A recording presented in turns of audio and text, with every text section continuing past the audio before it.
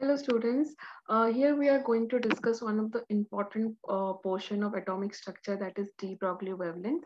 Before de Broglie wavelength, we have already learned about the Bohr atomic orbital, and further you are going to study about the quantum mechanical model. So, okay, and the space between Bohr atomic model and the quantum mechanical model is your de Broglie wavelength and Heisenberg uncertainty principle, and these two theories prove that the matter has a dual character. It is a both particle and wave character. ठीक है, तो basically the concept of dual nature of matter, that is proved by de Broglie wavelength and Heisenberg's uncertainty principle, which leads to the quantum mechanical theory. ठीक है, तो quantum mechanical theory को understand करने के लिए हमें डुअल नेचर ऑफ पार्टिकल समझना पड़ेगा. ठीक है, मैटर का डुअल नेचर समझना पड़ेगा, and that's why we need to understand de Broglie wavelength.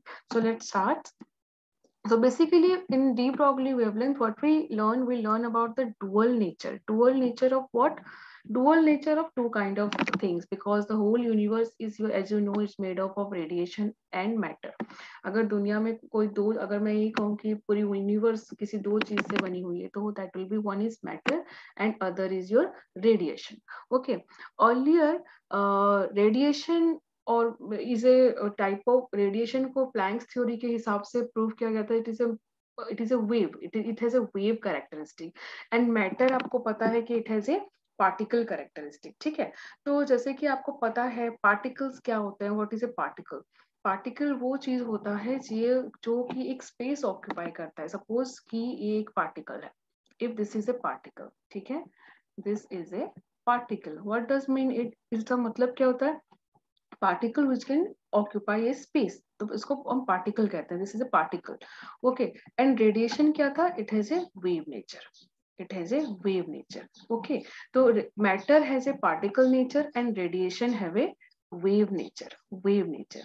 So there are some theories that can prove that radiation can have a particle characteristic and matter can have a wave characteristic. ठीक है, and therefore this is called dual nature of matter and radiation.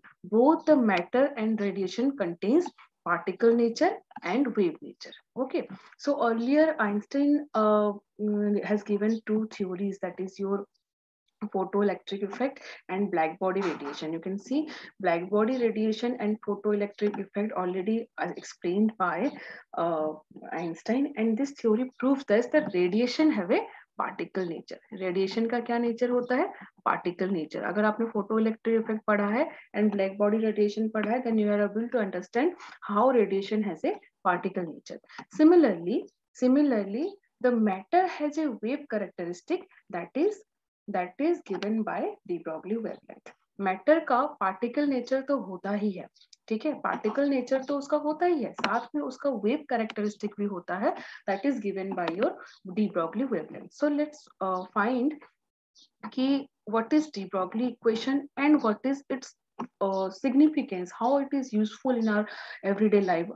उसका significance क्या है, उसका use क्या है, उसको हम find out करते हैं. ठीक है, so the next step is to find out the de Broglie equation. Next, find out the de Broglie equation. So according to, you have already learned about Planck's quantum theory, that is Planck's quantum theory में आप लोगों ने already पढ़ा हुआ है. ठीक है, Planck's quantum theory में आपने क्या पढ़ा था कि energy radiations are made of quantums and it has a energy, that is E is equal to h nu, where this is the energy, E is energy, h is equal to your Planck's constant and nu is your frequency. Okay, this is given by Planck's quantum theory. In the next step, you have know the Einstein's theory. Einstein theory आपको पता है. Einstein theory क्या कहता है कि E is equal to mc square. ठीक है, E is equal to mc square. So if we equate these two equation, what we have found, h nu is equal to mc square. And Planck's theory के हिसाब से जब हमने Maxwell wave theory पढ़ा था वहां पे c is equal to nu lambda था, ठीक है. So in this relation we can find out nu is equal to c divided by lambda. We can put this value of nu in this equation. So we will found h is equal to c by lambda is equal to mc square. c cancel out. Okay, h divided by lambda is equal to m into c is equal to, अगर मैं lambda का value देखूंगी तो that will be h divided by mc. So this is your de Broglie equation. De Broglie equation, and this wavelength is called de Broglie wavelength of de Broglie wavelength of matter.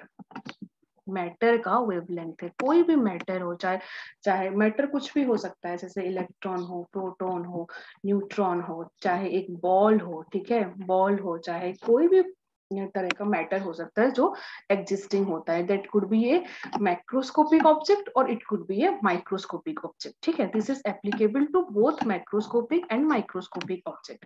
तो lambda is equal to h divided by mc में here the mc जब given होता है then it is applicable for the photons. It is applicable for the photons or any quantum of radiation. Electromagnetic radiation के किसी भी quantum पे applicable होता है. where c is your velocity of light, m mass is the mass of a photon.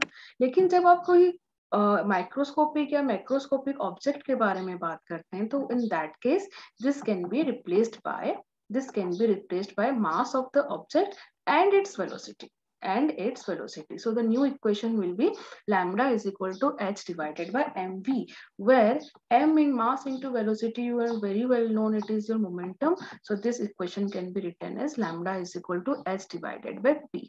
This is your de Broglie equation. So de Broglie equation में you have to use this equation, lambda is equal to h divided by mc for photons or any other electromagnetic radiation.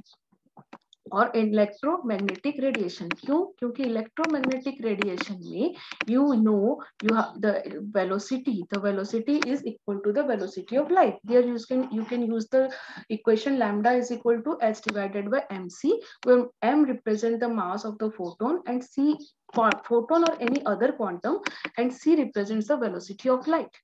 लेकिन जब कोई macroscopic या microscopic object की हम बात करते हैं तो वहां पे तुम्हारा लैम्डा वैल्यू जो हो जाता है that is the mass is replaced by mass of the object and the velocity c value is replaced by velocity of the object. Now the new equation is lambda is equal to h by mv. So जब भी आप numerical solve करते हैं de Broglie wavelength से related, तो जब आपको electromagnetic radiation के रिगार्डिंग डेटा गिवन हो तो आप ये वाला इक्वेशन यूज करेंगे. और अगर आपको कोई माइक्रोस्कोपिक या फिर माइक्रोस्कोपिक ऑब्जेक्ट के बारे में बताया गया हो तब आप यहाँ पे ये वाला इक्वेशन यूज करेंगे. Is that clear? ओके, आपको समझ में आया होगा. So this is de Broglie wavelength, and इस de Broglie theory से आपको क्या समझ में आता है that every object, either it is a microscopic or macroscopic object, it contains a wavelength, it has a wavelength. Okay, अगर उसका mass है and it is moving with the velocity v, then it contains a wavelength. That means it has a wave character. Particle character already था and now it has a wave character. Now let's study this de Broglie wavelength and the value of wavelength in a macroscopic and microscopic particles. देखते हैं कि theoretically इसका मतलब क्या है. What is the significance of this de Broglie wavelength? हमने तो ये तो पढ़ा हुआ है electromagnetic radiations की wavelength and their frequency, wave number, ये सब तो हमने already कर रखा है, ठीक है. They have a particular value. Then अब देखते हैं कि microscopic object and macroscopic object में what is the significance of de Broglie wavelength, theoretically how it is applicable. Now let's see. Okay,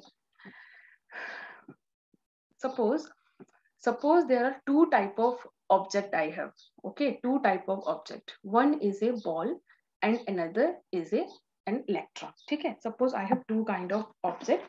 A ball is a macroscopic matter, it is a macroscopic big size macroscopic matter, and the electron is a microscopic matter, it has a microscopic matter. Okay, so let's see, suppose the ball has a mass, it has a mass of 0.1 kg. Suppose 0.1 kg, what is naturally possible, ठीक है?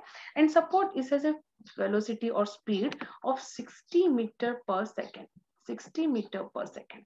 And similarly, take an electron. Electron का mass कितना होगा? Mass होता है 9.1 into 10 to the power minus 31 kg.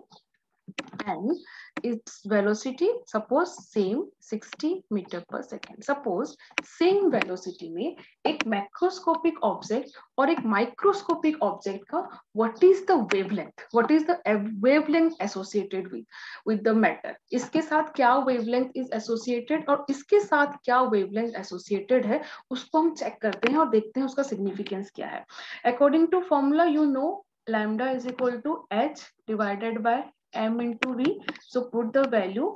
H is 6.62 into 10 to the power minus 34 joule second divided by mass is 0.1 kg into velocity is 60 meter per second.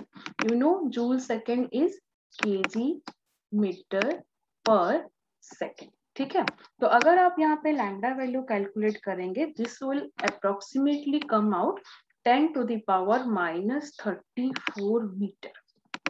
10 to the power minus 34 meter. ठीक है, okay. And here if we calculate the lambda value for the electron, then let's put the value of, according to formula mv, h by mv, h is 6.62 into 10 to the power minus 34 divided by 9.1 into 10 to the power minus 31 kg, ठीक है, into 60 meter per second. 60 meter per second, and this value will come out 10 to the power minus 5 meter. 10 to the power minus 5 meters. So with the same velocity, can you see the wavelength of the ball is 10 to the power minus 34 meter, and wavelength of the electron is 10 to the power minus 5 meter. There is a very large difference between this wavelength. And you know what is wavelength? Wavelength is the distance between the conjugative crest and conjugative trough. ठीक है, तो ये जो distance है ये आपका wavelength है. तो ये आपका वेवलेंथ जितना छोटा होगा, जितना स्मॉल वैल्यू होगा, this length with the distance between the conjugative crest and trough will be so small, and it is not significant. It is not significant. It is not observable.